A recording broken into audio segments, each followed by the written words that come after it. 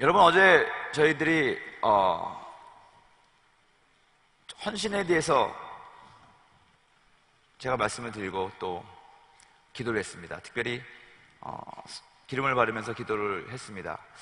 그리고 오늘 생각을 해봤습니다. 이 기름을 바르면서 주님께서 기도하라고 부르셨는데 이게 어떤 의미가 있을까? 구약에서는 기름 부음을 할 때 세 가지 의미가 있었습니다. 제사장에게 기름을 부었습니다. 모세가 또 아론과 그의 아들들에게 기름을 부었고 제사장을 만들었죠. 그 다음에 왕을 세울 때 기름을 부었습니다. 사울에게 기름을 부었고 다윗에게 기름을 부은 것을 여러분 기억하실 것입니다. 그리고 엘리야가 엘리사에게 기름을 부었던 것처럼 선지자를 세울 때 기름을 부은 것입니다. 그래서 이 기름 부음이라는 것은 제사장이요, 왕이요, 선지자로서의 어떤 내림을 줄 때, 임명을 줄 때 그런 행위를 했습니다. 주님께서 우리 신약성경에서 우리들에게 말씀하신 것은 너희들이 장로들을 청하여 기름을 바르며 기도하고 병 낫기를 위해서 간구하라고 그랬습니다. 구약시대에는 아무에게나 기름을 바르지 않았는데 신약시대에서는 병 낫는 것조차 해도 어떤 기름 부음을 허락하신 것이죠. 물론 억지로 끼워 맞출 수도 있겠지만은 저는 오늘 갑자기 그런 생각이 들었습니다. 하나님의 나라를 주제로 우리가 지금 올해를 살고 있는데 하나님의 나라라는 것은 하나님의 통치와 다스림이십니다. 하나님의 지배가 있으면 마귀의 세력은, 병마의 세력은, 저주의 세력은 떠나갈 수밖에 없습니다. 불이 켜지면 어둠이 순식간에 가는 것과 같이 굳이 그 어둠을 쫓아내려고 하지 않아도 불을 켜면 되는 것과 마찬가지로 하나님의 통치가 임하면 자연적으로 마귀의 지배와 통치는 사라지는 것이거든요. 기름을 붓는다는 것은 우리를 주님께서 왕같이 생각하신다는 것이고 우리를 제사장같이 생각한다는 것이고 선지자같이 생각한다는 것입니다. 선지자는, 제사장은, 왕은 하나님의 통치를 받고 살아가야 되기 때문에 그렇습니다. 그렇다면 우리가 기름을 바를 때 우리 안에 하나님의 다스림과 하나님의 통치가 나에게 임하는 것입니다. 그러므로 말미암아 이 질병이 떠나가는 것입니다. 질병의 세력이 떠나가는 것이고 저주의 세력이 떠나가는 것이고 온전한 하나님의 통치 가운데 있어야 되는 것입니다. 그래서 여러분들이 기도를 받을 때 기름을 바르고 그냥 성령 충만해지고 몸이 뜨거워지는 것으로 끝나서는 되는 것이 아닙니다. 여러분들의 마음 가운데 분명한 하나님의 다스림이 느껴져야 된다는 것입니다. 하나님의 다스림이 느껴진다는 것은 뭡니까? 여러분들 마음에 새로운 결단이 생겨야 된다는 것입니다. 내가 지금 내 방식대로 이렇게 살았는데 이제는 이렇게 살면 안 되겠구나. 내가 하나님의 법과 하나님의 뜻대로 이렇게 살아가야 되겠구나. 이런 것들을 주님께 들어야 되겠구나. 그런 생각을 해보았습니다. 기도회가 막바지로 다가다 갈수록 하나님께서 우리들에게 요구하시는 믿음의 수준이 점점 높아지는 것을, 깊어지는 것을, 넓어지는 것을, 길어지는 것을 여러분 느끼십니까? 그것을 느낀다는 것은 그만큼 여러분들이 그에 합당한 믿음을 지금 소유하기 시작했다는 것입니다. 그러면 여러분들이 지금 단순히 어떤 기도의 제목과 응답을 받기 위하여 앉아있는 것이 아니라 이제는 그 응답을 넘어서 하나님을 위해서 하나님께 드려지는 하나님의 다스림과 하나님의 통치를 받고 그것을 많은 사람들에게도 흘려보내주는 그런 존재들로 변해가고 있다는 것입니다. 이것이 여러분 응답입니다. 눈에 보이는 응답보다 더 중요한 것이 그 응답이라는 것입니다. 그 응답이 있으면 눈에 보이는 것은 자동적으로 따라올 수밖에 없다는 것입니다. 한번 따라하겠습니다. 믿음은 또 다른 열매를 맺게 합니다. 오늘은 믿음이 또 다른 열매를 맺게 한다는 말씀을 이 디모데를 통해서, 바울과 디모데를 통해서 말씀을 드리고자 합니다. 디모데후서 2장 1절과 2절 말씀을 우리가 한 목소리로 합독하도록 하겠습니다. 시작. 그러므로 너는 그리스도 예수 안에 있는 은혜 가운데서 강하고 또 내가 많은 증인 앞에서 내게 들은 말을 충성된 사람들에게 부탁하라.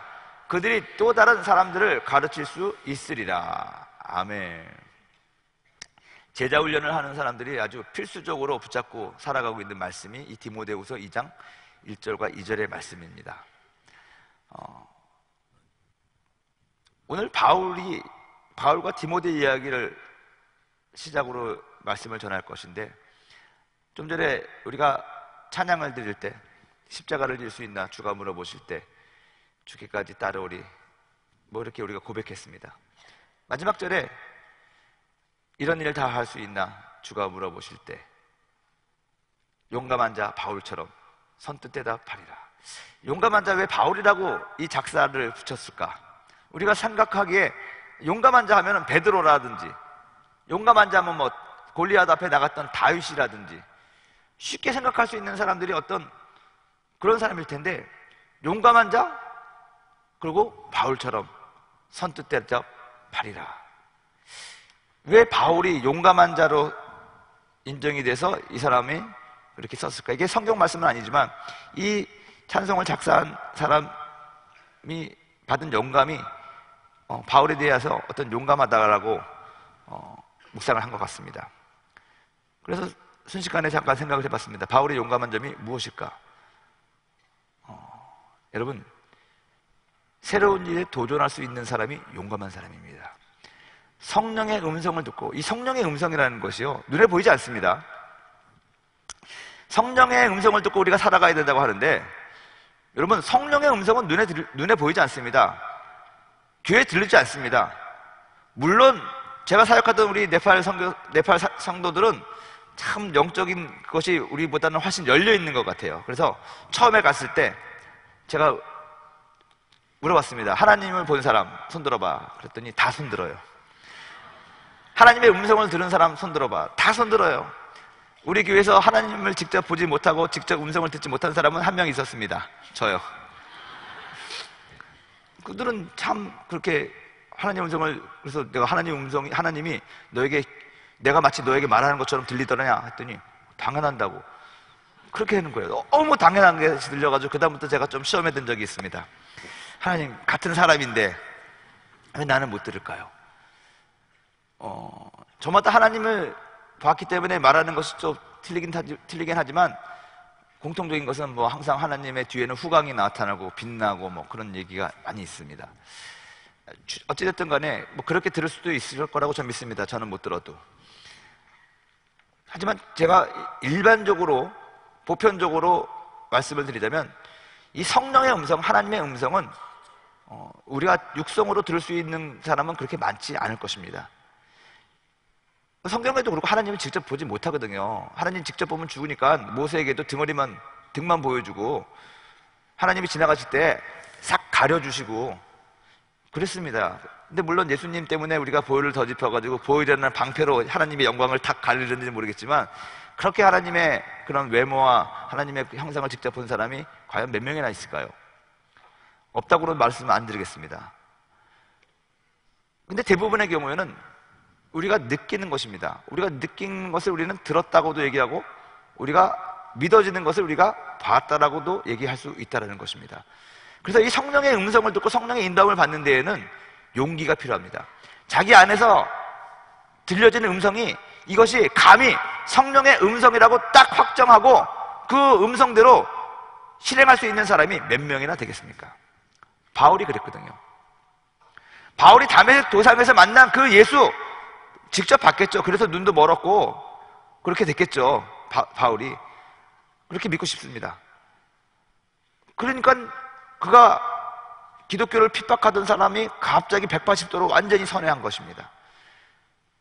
안디옥 교회에서 목회 잘하던 사람이 주를 섬겨 금식할 때에 성령이 지시하는 바에 따라서 바울과 바나바를 따로 세우라 해가지고 섬기던 교회를 떠나서 선교사로 다시 홀로란치 떠난 것입니다. 선교여행을 떠난 것입니다. 이러한 결단 그렇게 쉽지 않습니다. 소아시아에서 복음을 전하려고 하다가 안 되니까 성령이 막은 것이다 생각하고 환상을 하나 봤는데 마게도니아 사람 하나 봤다고 해서 그것이 성령이 인도하시는 것이다 해가지고 그의 사역 방향을 완전히 바꿔버렸습니다. 예루살렘에 돌아가면 죽음과 환난과 핍박이 결박이 나를 기다리고 있다고 하지만 나는 성령에 매어서 나는 죽으러 간다. 여러분, 이런 결정 결코 쉬운 게 아닙니다. 근데 그러한 결정이 눈에 보이는 어떤 증상과 환상, 그 무서운 환경을 통해서 간 것이 아니라 그가 성령의 음성을 들었기 때문에 그것을 믿고 용기 있게 그렇게 실행한 것입니다. 그래서 어쩌면 이 사람이 이런 일을 다 할 수 있나 주가 물어보실 때 용감한 자 바울처럼이라고 얘기하지 않았나 저는 생각을 해봅니다. 보고 믿는 것보다 보지 않고 믿는 것이 더 복되다고 했습니다. 보지 않고 믿는 사람들이 복된데 보지 않고 믿으려면 우리들에게 필요한 것이 무엇입니까? 용기라는 것입니다. 근데 그 용기는 무엇이 주는 것입니까? 외부에서 주는 용기가 아닙니다. 이 속에서부터 일어나오는 용기입니다. 내부에서부터 일어나오는 용기입니다. 그것이 뭡니까? 믿음이에요. 믿음이에요. 오늘 우리 목사님들하고 원로 목사님을 찾아뵀습니다. 아침에. 그리고 설날이 좀 멀지만 그래도 일찍 인사드리는 게 좋을 것 가지고 이제 세배를 했습니다. 그러고 나서 목사님이 좋은 말씀을 해주셨습니다. 좋은 말씀이 아니라 믿음을 심어주는 말씀이라고 저는 생각을 합니다. 우리들이 믿음을 가지고 기도하는지 아셨는지 어땠는지 모르겠지만 믿음에 관해서 말씀하셨습니다. 믿음을 가지라는 거예요. 밖에 보이는 거, 눈에 보이는 것 보고 살지 말고 믿음을 가지고 이 속에서부터 이끄는 환상과 비전과 그 믿음을 가지고 살아가야 되는데 큰 믿음을 가지라는 거예요. 큰 믿음을 가지면 결국에선 크게 하는데 지금 눈에 보이는 것이 작다고 해서 작은 것에 만족하고 그것에 안주하고 살면은 결국 그는 그 작은 것도 못 잡는다는 거예요. 지금 비록 우리는 눈에 보이는 것도 없고 귀에 들리는 것 없고 손에 잡히는 것 없고 아주 우리 그 작은 상황에 살지라도 우리 눈앞에는 단 5m, 10m밖에 안 보일지라도 그 5m 너머에 있는 5km 뒤에 있는 엄청난 하나님의 축복과 우리들이 가야 될, 우리가 정복해야 될 그 땅을 바라보면서 큰 믿음을 가지고 이 속에서부터 큰 믿음을 가지고 살아라는 거예요. 그래야지 우리들의 삶이 그렇게 된다는 것이죠. 그것이 바로 하나님께서 원하시는 것이죠. 이렇게 살기 위해서 용기가 필요하고 이렇게 살기 위하여 이렇게 용기를 줄 수 있는 거절할 수 없는 확신, 부인할 수 없는 확신, 그게 믿음입니다. 그것이 필요하다는 것입니다. 오늘 저는 여러분들에게 그러한 믿음이 생기기를 주님의 이름으로 축원드립니다. 믿음은 남기는 거라고 말씀을 드렸습니다. 왜 그런 전제를 했냐? 진짜 그러한 온전한 믿음은 결국 또 다른 남기는 믿음을 남기기 때문에 그렇게 말씀드린 것입니다. 사과나무의 목적은 또 다른 사과나무입니다. 우리들의 안에 있는 그런 온전한 믿음은 또 다른 온전한 믿음을 남기게 되어 있다는 것입니다. 우리 한국교회는 엄청난 믿음의 신앙을 가지고 있는 교회가 한국교회입니다. 제가 선교사로 살면서 네팔에서도 사역을 하고 또 수많은 아시아 나라를 다니면서 선교를 했습니다. 저에게는 특별히 하나님께서 아시아를 좀 주신 것 같아요. 그래서 아직까지 아프리카는 한 번도 가보지 않았는데 아시아는 몰디브 빼놓고는 다 간 것 같습니다. 근데 그 나라들을 돌아다니면서 제가 느낀 것이 있습니다. 선교의 역사가 결코 우리 한국보다 짧지 않다는 것입니다. 훨씬 더 깁니다. 인도도 그렇고요. 심지어 네팔도 그래요. 처음 선교사가 들어간 거는요, 천주교 선교사지만 그리고 인도의 영향을 받아가지고 선교 역사가 꽤 깊습니다. 유명한 썬다싱 아시죠? 썬다싱이 히말라야 산맥을 넘어갔잖아요. 그리고 티벳까지 갔잖아요. 썬다싱도 사실은 인도와 네팔 국경에 살고 있던 사람인데 엄격히 따지면 지리적으로는 네팔 사람인 거예요. 그때는 무슨 인도의 조그만 왕국이었겠지만 아무튼 여러 가지로 이 선교 역사가 각 선교지마다 그렇게 짧지 않습니다. 한국이 도리어 짧습니다. 그럼에도 불구하고 우리 한국은 엄청난 기독교의 부흥과 성장이 있었지만 그들은 아직까지도 복음이 10%도 전해지지 않는 그런 열악한 상황 속에 살고 있는 나라들이 얼마나 많이 있습니까? 교회가 있긴 하지만 교회가 힘이 없습니다. 왜 그렇습니까? 저는 믿음의 문제라고 생각합니다. 우리 한국교회가 가지고 있는 특징 중에 하나가 뭐냐면 순교의 역사입니다. 핍박이 왔을 때 우리들은 피하지 않았습니다. 중국에도 그렇고 인도도 그렇고 많은 나라에 어떤 그런 핍박이 왔을 때 대부분의 나라들이 선교사님들 중심으로 해서 사역을 하다가 거기랑 타협을 많이 했습니다. 피했습니다. 합리적으로 이 서양 선교사님들이, 이렇다고 해서 내가 서양 선교사님을 욕하는 것은 절대로 아닙니다. 어떤 합리적인 생각과 어떤 실용적이고 현실적인 그런 감각에 핍박이 있으면 잠깐 피하지 하고 피했다는 것입니다. 근데 한국 교회는요 그러지 않았습니다. 핍박이 오면 그냥 정면 승부했습니다. 죽으면 죽으자고 그랬습니다. 주기철 목사님, 주기철 교사 맞죠? 제가 옛날에 그 영화 보고 엄청나게 감동을 받았는데, 일본 사람들이 못을 탁 해놓고 그 위로 걸어가라고, 그러니까는 저 높은 곳을 향하여입니까? 무슨 내주를 가까이 하는 그 노래를 부르면서 탁, 와, 감동이었습니다. 그리고 내가 죽을 줄 알면서도 신앙을 포기하지 않았다는 것입니다. 그런 것들을 제가 보면서 우리 한국 민족은 무엇이 그들에게 순교를 기꺼이 감당하게 하고 복음과 타협하지 않고 그렇게 살게 했을까?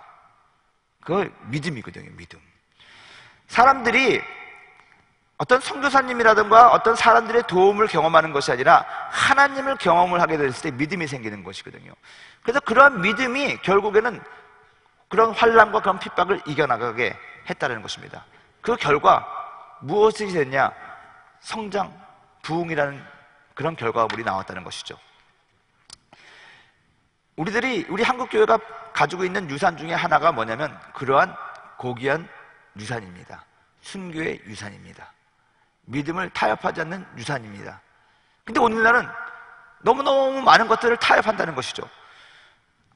계속해서 말씀드리지만 본질을 우리가 분명히 알아야 되는데, 우리들의 사명은 급변하는 사회에 불변의 복음을 전하는 것입니다.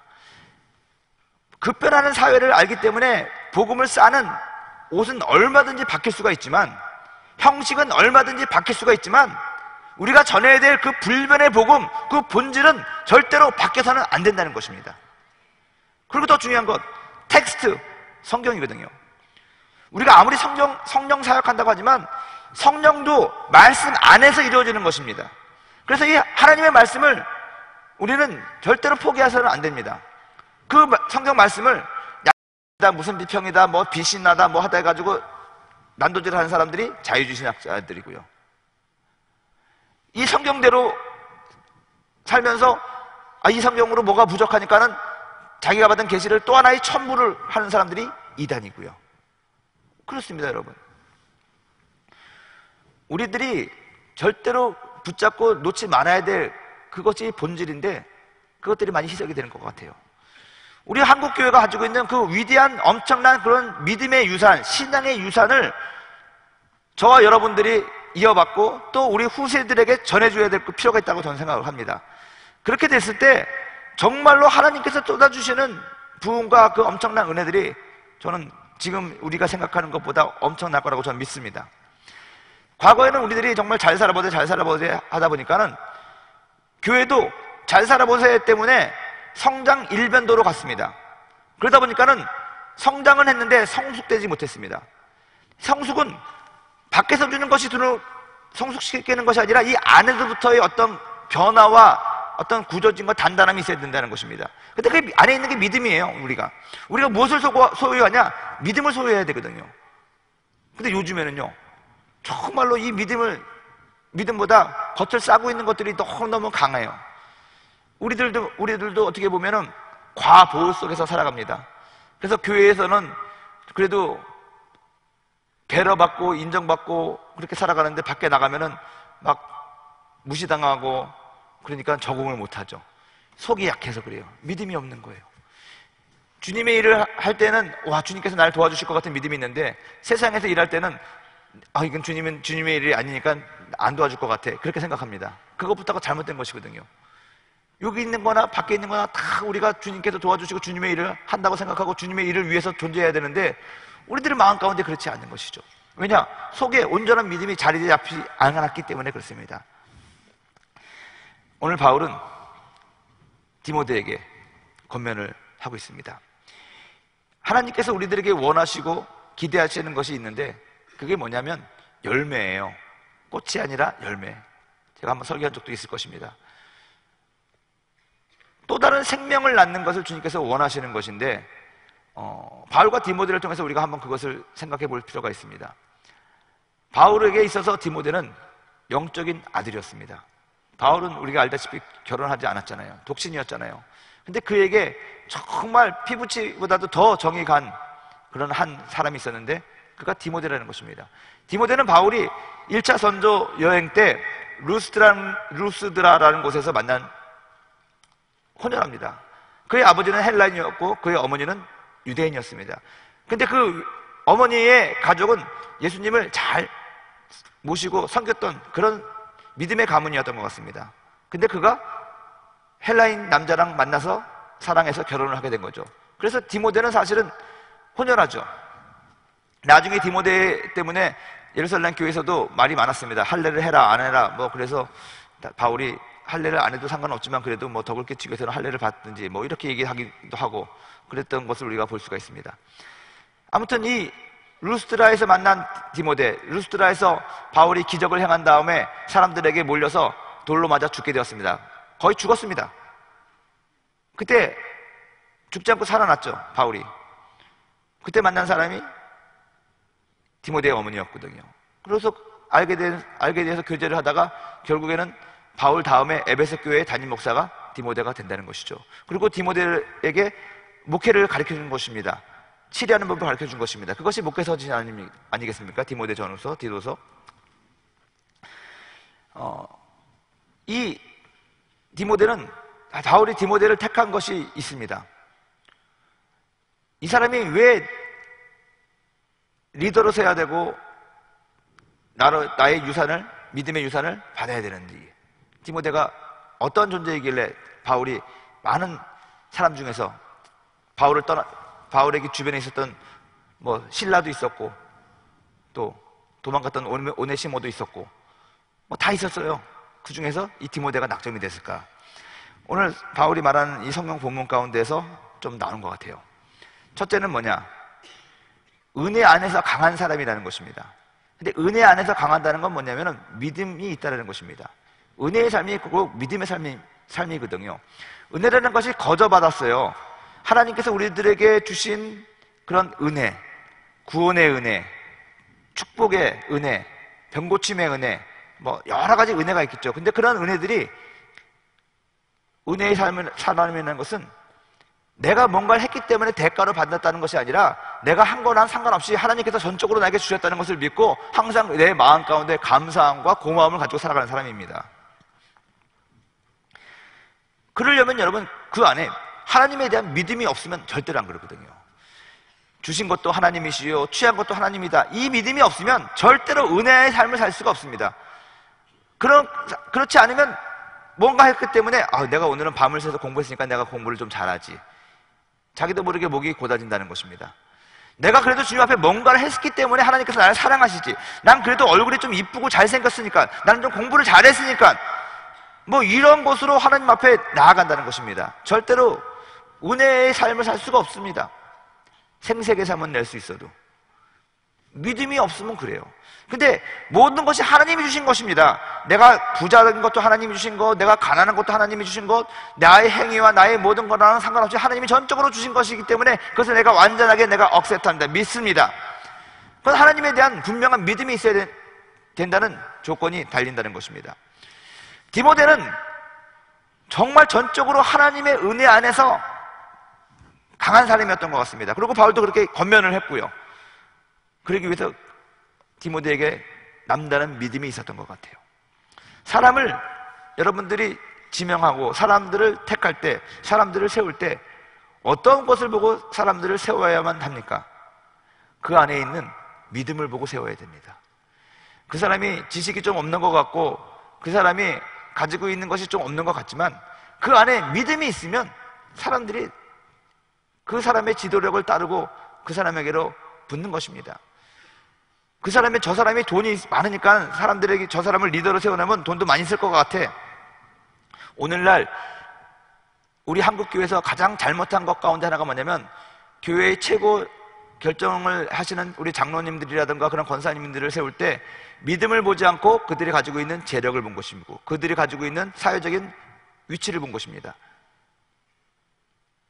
이건 어떻게 보면 공공연한 사실이 되었습니다. 아무리 국회의원이고 아무리 재벌이고 상관이 없습니다. 그 안에 믿음이 없다면 교회에서는 그분들을 세워서는 안 되는 것입니다. 왜냐하면 그분들이 가지고 있는 믿음이 없으니까는 자신들이 가지고 있는 잘못된 믿음으로 교회에서 재벌 정치하듯이 치리하는 것이고 그렇게 살아가는 거 아니겠습니까? 요새 한국 교회의 사정이 세상의 어떤 기업이라든가 다른 거랑 별 다를 바가 없다. 심지어 교회 내에서도 우리도 교회를 경영해야 된다. 물론 경영한다는 말이 나쁜 뜻은 아니지만 그 의미가 세상에서 사업, 수단과 방법을 안 그리고 성공시키는 그런 경영의 그런 의미로 이 교회에서도 쓰여진다면 그건 문제가 있는 것인데 불행하게도 그렇게 많이 쓰여지고 있다는 것입니다. 왜 그렇습니까? 사람을 잘못 세웠기 때문에 그렇습니다. 믿음을 보고 세워야 된다는 것입니다. 저는 여러분들이 앞으로 우리 한국 교회와 우리 대한민국을 짊어질 그런 훌륭한 리더들이 될 거라고 저는 믿습니다. 그러기 위해서 여러분들에게 필요한 것은 믿음입니다. 올바른 믿음을 소유하고 이 젊어서부터 그 올바른 믿음 안에서 양육되어지고 훈육되어지고 키워질 때 여러분들이 정치인이 되고 여러분들이 경제인이 되고 여러분들이 과학자가 되고 교수가 되고 학자가 되므로 말미암아 온전한 믿음을 이 세상 가운데 흘려보내주는 그런 일을 행할 수 있다고 저는 믿습니다. 그렇게 될 때 이 세상이 마침내 하나님의 다스림과 하나님의 통치 속에서 이루어질 수 있는 참다운 하나님의 나라가 되는 것입니다. 믿음이 있는 사람이 결국 하나님의 역사를 이어갑니다. 그리고 또 한 가지, 믿음은 또 다른 믿음을 낳는다고 했습니다. 믿음의 사람이 또 다른 믿음의 사람을 낳는 것입니다. 바울이 믿음의 사람이었기 때문에 바울과 같은 믿음의 사람 디모데를 낳은 것입니다. 디모데를 택한 것입니다. 그래서 나보다 더 큰 일을 네가 해야만 하는 것이다. 믿음의 목회를 해야만 하는 것이다. 그렇게 말씀하는 것입니다. 여러분들이 믿음의 사람이 되기를 바랍니다. 그래서 저도 부족하지만 믿음의 사람이 되려고 하고 있습니다. 저 감사한 것은 제가 섬기는 우리 담임 목사님이 정말로 믿음의 사람입니다. 누가 뭐라도 간에 그가 가지고 있는 그 믿음, 하나님께 대한 온전한 헌신과 사랑은 우리가 의심할 수가 없는 것입니다. 그러한 분 밑에서 우리도 키워지는 것입니다. 여러분들도 믿음의 사람으로 키워진다는 것입니다. 다른 걸 생각하지 마십시오. 교회에 와서 내가 이 교회에 이런 많은 사람들이 있으니까는 이 사람들을 이용해서 좀 장사 좀 해야겠다. 그런 생각은 지금부터 없애주십시오. 여러분들이 주님의 일을 하면서 내가 부족하지만 더 많은 것들을 드리고 헌신하겠다. 그런 마음을 가져야지, 이렇게 사람들이 많으니까 여기서 뭔가 해야겠다. 여기서 좋은 짝을 찾아야겠다. 여러분, 그렇지 않습니다. 많다고 짝이 찾아지나요? 이 attractive라는 말이 있어요. 매력적인 그런 뜻입니다. 제가 예전 그 주석책에서 봤는데 이렇게 설명했더라고요. 예수님이 가지고 있는 그 특징 가운데 하나가 뭐냐면 상당히 attractive했다는 거예요. 아주 attractive는 어떻게 보면 좀 정말 사람들의 어떤 눈을 강렬하게 끄는 그런 매력이거든요. 사람들로 하여금 집중하게 하는 매력이거든요. 예수님께 그런 게 있었대요. 그래서 예를 든 게 갈릴리 호숫가에서 저 디베라 광야에서 사람들에게 설교를 할 때 거기는 5,000명이 모였다고 하는데, 여러분 지금 이렇게 폐쇄된 공간에서도 여러분들이 지금 한 2,000명이 모였다고 하면 이 마이크 없이 내가 얘기하면 들려요? 잘 안 들리거든요. 힘들어요. 마이크 꺼보세요. 제가 저 뒤에 있는 사람, 요 앞에 있는 사람만 듣겠지. 그러면 저 뒤에 있는 사람은 뭐라고요? 안 들려요? 뭐 그러겠죠. 근데 그 당시에 뭐 마이크가 있습니까? 무슨 뭐 이게 있으면 스피커가 있습니까? 근데 예수님이 탁 설교를 하면 난 예수님의 이미지가 막 우리 같이 핏대 올리면서 막 소리 질러주는 않을 것 같아요. 마음이 가난한 자는 하면서 쫙 하는데 막 저 끝에까지 다 들리는 거죠.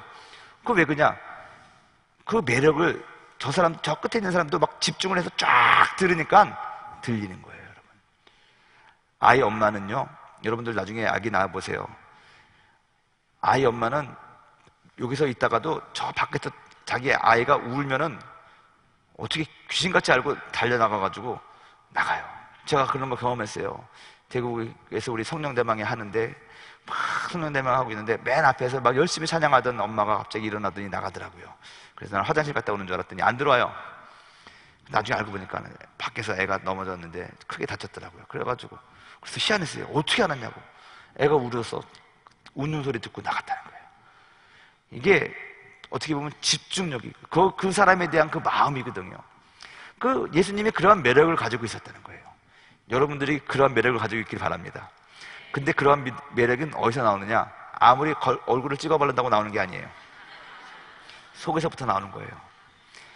어떤 마음가짐과 어떤 믿음으로 자기가 존재하느냐에 따라서 그게 나오는 거예요. 사역은 존재로부터 나온다는 말이 있거든요. 사역은 인격에서부터 나온다는 말입니다. 내가 가지고 있는 그 인격과 그 안에 있는 그 확신과 그것이 결국 사람들을 끌어모은다는 것입니다. 여러분, 우리가 가지고 있는 이 믿음이 또 다른 믿음의 사람을 끌어내는 것입니다. 여러분들이 정말로 믿음의 사람이라면 믿음의 사람이 여러분들에게 붙어 있습니다. 목사님, 왜 나에게는 왜 사기꾼만 옵니까? 그러면 내가 속으로 얘기합니다. 네 속에 사기치는 거 계시기 때문에. 죄송합니다. 물론 정직한 믿음을 가지고 있어도 사람들이 그 사람을 갖다가 이용해가지고 세상이 너무 악하니까 넘어지고 하죠. 그렇죠. 그건 영적 싸움이에요. 우리가 이제 이 세상에서, 죄 많은 이 세상에서 사는 동안은 계속해서 싸워야 됩니다. 바보처럼 살아야 돼요. 왜냐하면 착하게 산다고 해서 사람들이 그걸 인정해 주는 것이 아니거든요. 그만큼 사람들의 양심이 지금 어떻게 보면 화이 맞았고 너무너무 심각한 세대 속에서 우리가 정말 살아가고 있는 것이거든요. 그렇다고 해서 그들과 똑같이 되면은요, 결국 우리도 우리 안에 있는 그나마 하나님이 보시기에 좀 흡족한 그 의로운 것 하나 없어지는 거거든요. 아브라함이 저성에 의 50명이 있으면 멸하지 마십시오. 30명, 40명 하다가 10명에서 끝났죠. 여러분, 우리 안에도 우리의 안에 있는 그 정직하고 의로운 믿음이 50개 있다가 30개 있다가 20개 있다가 하나만 있어도 하나님께서 우리들을 그거 좋은 믿음 모시고 우리를 다시 구원해 주시고 우리를 다시 회복시켜 주시는데, 세상에서 사람들하고 하면서 그것이 너무 힘들다고 해서 그 믿음을 포기해버리면 그 마지막 하나 남은 것마저 없어지면 불벼락 떨어진다는 것입니다. 이해가 되십니까? 절대로 우리 안에 있는 그 믿음 포기하지 마시고, 가장 확실한 것은 내가 온전한 믿음을 소유하고 있으면 결국에는 온전한 믿음을 소유하고 있는 사람 만나게 된다는 거예요. 믿음의 사람이 믿음의 사람을 낳는 거라니까요. 콩 심은 데 콩 나고 팥 심은 데 팥 나는 거, 여러분, 이게 진리입니다. 여러분, 충성된 사람에게 부탁하라고 그랬습니다. 충성된 사람은 뭡니까? 바른 믿음을 소유한 사람이 충성할 수 있습니다. 바르지 못한 믿음이 아니라 말씀으로부터 나오는 온전하고 바른 믿음.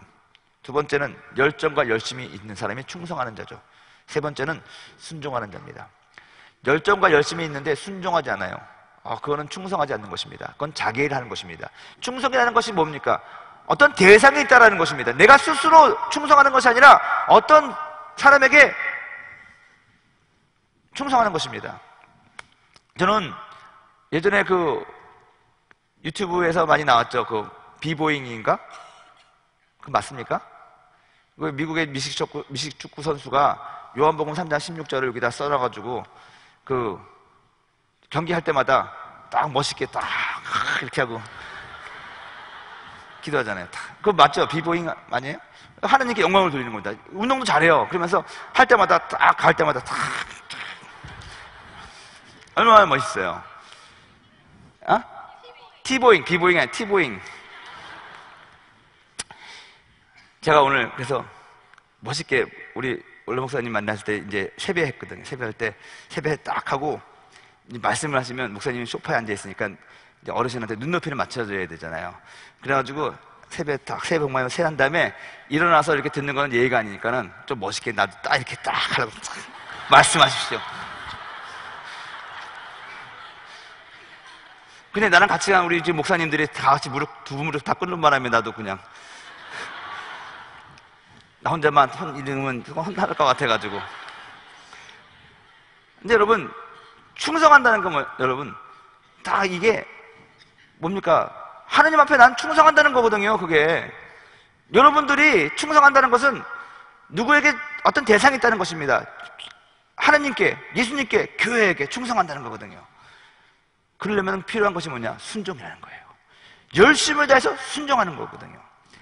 우리 담임 목사님께서 이런 말씀을 하셨습니다. 그래서 충성이라는 것은 누구에게 순종하는 열심인데 구체적으로 성실해야 된다는 것이죠. 그 다음에 근면해야 된다는 것이죠. 그 다음 정직해야 된다는 것이죠. 이것이 충성하는 자에 가지고 있어야 될 덕목이라고 그렇게 말씀하신 적이 있습니다. 저는 이 말에 전적으로 동의합니다. 충성된 사람에게 부탁하라고 그랬습니다. 예수님께서 찾으시는 사람이 충성된 사람입니다. 하나님 앞에 열심과 최선을 다해서 열정을 가지고 순종할 사람인데 어떻게 열정과 열심을 가지고 있느냐? 성실하게, 부지런하게, 정직하게 그렇게 순종할 자, 그가 예수님께서 내리시는 다음 리더라는 것입니다. 하나님이 세우시는 사람이라는 것입니다. 여러분들이 회사에서 일을 하든지 간에, 여러분들이 어디서 무엇을 하든지 간에 이러한 마음으로 나는 성실과 근면과 정직하게 이 사업장을 하나님 앞에 올려드리는 순종을 할 것이다. 제가 어느 지체랑 상담을 했습니다. 얼마 전에. 근데 참 고민을 했습니다. 꽤 괜찮은 직장이었는데 그만두겠다고 했습니다. 그래서 그만뒀습니다. 근데 왜 그만뒀니? 월급도 좋고 모든 것이 좋습니다. 그런데 제 양심상 그걸 할 수가 없습니다. 왜냐? 그 사주도 예수 믿는 분이신데 너무너무 노골적으로 세금을 절세를 하는 것이 아니라 탈세를 하시는 것 같아서 내가 그것을 도와주는 역할을 해야 되기 때문에 나는 상당히 마음이 괴롭습니다. 그래서 나는 그 직장을 떠났습니다. 그래서 제가 물어봤습니다. 아니 그러면 그분을, 사장님을 설득을 하든지 그래야죠 했더니 눈을 힐그면서 말 같은 소리를 하라고. 그렇습니다. 사실 우리들의 현실이 그렇잖아요. 여러분, 말단 직원이 사장님 설득이 됩니까? 안 되죠. 그래서 우리는 사실 거기서 결국은 못하고 떠나는 지체들도 많이 있습니다. 그것을 이기고 나가서 또 잘 해야 되는 방법을 또 주님 앞에 기도하고 간구해야 되겠지만, 저는 이 얘기를 왜 여러분들에게 하냐? 지금부터라도 여러분들 가운데서 사업을 하고 장사를 하고 하시면 정직하게 돈을 버십시오. 세금 낼 거 다 내고, 딱지 띄면은 그냥 딱지 띄시고, 최대한 우리가 법을 지켜가면서 정직하게 많이 버는 것이 아니라 조금 벌어도 오래 벌면 되는 거 아니에요. 괜히 한몫 크게 잡으려고 했다가 나중에 어디 가서 계시지 말고. 여러분, 이거를 세상은요 뭐로 가도 서울만 가면 된다 그래가지고 이것이 어떻게 보면 다 암암리에 사업은 그렇게 해야 돼, 이것이 기성세대들의 생각이라면, 여러분들 지금은 이제 시작하는 거잖아요. 첫 단추를 채우는 시기 아니겠습니까? 그러면 그렇게 하지 말자고요. 편법을 버려보자고요. 저는 그런 생각합니다. 어차피 우리들의 모든 것들이 주님 것이고 마지막에 주님께 다 드릴 건데, 조금이라도 많이 드리던 그거 내 거가 아닌데, 내가 소유할 것이 아닌데 왜 자꾸만 길을 쓰고 막 그렇게 하느냐, 그거죠. 물론 인간이다 보니까는 어떤 그러한 눈에 보이는 그런 욕심과 마음이 있습니다. 저도 그래요. 소유가 많이 있어요. 옷이 있고, 여러분들이 다 준 옷이죠. 옷도 있고 넥타이도 많아요, 제가. 그래가지고 얼마 전에 이거 너무 많아서 정리를 해야겠다 해가지고 넥타이랑 옷을 쫙 걸어놓고 이제 뽑는데, 똑같은 모양, 똑같은 색깔이 있는 것이 두 개가 있었어요. 근데 두 개 다 너무 이쁜 거예요. 하나를 주려고 그랬거든요. 똑같은 거 두 개 있으면 하나는 주는 것이 나는 그게 맞다고, 나는 그렇게 지금 실천하고 살려고 노력을 하는데, 그게 안 되는 거예요. 그리고 비싼 거예요. 와, 이거 메이커인데 이거. 저도 어느 순간 여기도 브랜드라는 걸 알아가지고, 야, 이거 좋은 건데 이거. 아까운 거야 이거. 한 번밖에 안 맸는데. 여러 가지 갈등이 생기는 거죠. 그럼에도 불구하고 나중에 좋습니다. 주면서 이제 있는 생색 없는 생색 다 내는 거죠. 그거 되게 좋은 거야. 잘 매. 그거 한 번밖에 안 맨 거야. 하고 나중에 안 메고 다니면 확인하죠. 너 왜 안 메고 다녀? 막 인간이니까 또 그럴 수도 있겠죠. 갈등이 있겠지만 여러분, 결국에는 우리가 올바른 믿음을 소유하고 있으면, 그리고 내가 순종하는 대상이 세상의 영이 아니라 하나님이다, 그러면 결국 이것을 받으시는 분이 기뻐하실까 안 기뻐하실까 생각을 꼭 해야 된다는 것입니다. 내가 하는 이 일을 인하여 하나님이 기뻐하지 않는다면 지금은 주님 내가 또 실수했지만 다시는 안 그럴게, 그런 기도라도 할 줄 알아야 된다는 것입니다. 안 그러면 나중에 여러분들도 여러분들이 힘들어하는 어른들하고 똑같이 된다는 것입니다. 제가 젊었을 때, 여러분들 나이 많을 때 저도 데모도 하고 그러면 안 된다고 했습니다. 제 나이 세대는 다 한 번씩 돌 한번 들어본 사람들이 대부분입니다. 우리는 기생서대 같이 되지 말아야 된다, 그렇게 했습니다. 근데 지금 40대 후반이 돼서 제 친구들을 보면은 예전에 욕하던 사람들 모습처럼 똑같이 살아가고 있는 것을 얼마나 많이 봅니까? 그거 안타까운 일입니다. 젊었을 때 온전한 믿음을 우리가 소유하지 못하고 그것이 자리 잡지 못하기 때문에 바른 충성도 제대로 하지 못한다는 것입니다. 마지막입니다. 우리가 남길 유산이, 우리가 받을 유산도 믿음이지만 우리가 남겨야 될 유산도 믿음입니다. 우리들의 후손들에게, 또 우리 다음 세대에게. 제가 이런 말 한다고, 목사님 지금 우리가 앞으로 살아갈 날이 많은데 벌써 다음 세대를 생각을 해야 됩니까? 저는 생각해야 된다고 저는 믿습니다. 오늘 우리 국제사역국의 우리 전도사님이 딸이 돌이었습니다. 돌 예배를 제가 드려드리고 왔습니다. 이름이 이뻐요. 예진이라고. 조그만 여자아이죠. 1살 됐습니다. 그때 설교를 했습니다. 좋은 배우자를 만나게 하여 주시옵소서. 여러분, 정말로 어렸을 때부터 좋은 배우자를 위해서 기도하고 좋은 선생님을 위해서 기도하고 좋은 교회 목사님 만나도록 기도해야지 그 아이가 더 정말로 형통한 길을 가는 것입니다. 그래서 우리들도 지금 20대, 30대지만 앞으로 우리들에게 유산을 받아야 될 믿음의 그 후손들을 생각하면서, 우리 교회학교 학생들을 생각하면서 해야 된다는 것입니다. 카리스 대세잖아요. 대세인 걸로 만족하지 마시고 또 다른 대세를 만들기 위하여 우리 푸니마와 캠을 지원해주고 하는 것입니다. 아멘을 안 하네. 목사님, 우리의 기도 제목이 지금 내 코가 석자예요. 여러분, 내 코가 석자니까 어차피 그거 못 풀으니까 남의 코라도 풀어주는 것입니다. 그러면 언젠가 내 코가 풀어지는 것을 볼 수 있습니다. 아멘? 아멘 하는 자에게 복이 있을지어다. 여러분, 우리도 또 다른 사람에게 믿음을 남겨주기 위해서 우리가 먼저 바른 믿음을 소유하기를 원합니다. 하나님 나라에 대한 바른 믿음, 하나님의 통치와 다스림이에요. 정말로 이 땅이 하나님 나라가 되어야 된다는 그런 바른 믿음을 가지고 기대하고 살아간다는 것입니다. 예수님에 대한 바른 믿음, 예수님의 보혈과 예수님의 그 구속의 사역이 우리를 온전하게 했다라는 것. 천하 만민에게 다른 이름을 준 적이 없어요. 구원자로서 예수님이거든요. 그 예수님에 대한 바른 믿음을 가져야 된다는 것이고, 성령님 우리와 함께 하시며 우리를 돕는 보혜사로서 하나님의 은혜의 자리를 우리를 이끌어 주시고, 하나님에 대해서 알게 하시고 깨닫게 하시고 기도하게 하시고 믿음을 주시고 믿음을 키워주시는 성령님, 그 성령님에 대해서 우리가 바로 알고 믿어야 된다는 것입니다. 저는 우리 여의도 순복음교회가 이 건물을 남기는 교회가 되지 않기를 원합니다. 여러분들의 가정이 어떤 재산과 집을 남기는 그런 가문이 되지 않기를 바랍니다. 믿음을 남기는 교회, 믿음을 남기는 가문, 믿음을 전수하는 개인이 되기를 주님의 이름으로 축원드립니다. 이것을 위해서 우리가 어떠한 희생이 있더라도 우리가 타협해서는 안 된다는 것입니다. 그것이 용감한 것입니다. 그것이 바알과 같은 신앙이고, 그것이 믿음의 선진들이 걸어갔던, 우리 믿음의 선배들이 걸어갔던 기름 부음을 받은 자들이 행해야 할 그런 일이라고 저는 믿습니다. 믿음을 남기는 것을 포기하지 않는 여러분이 되기를 주님의 이름으로 축원드립니다.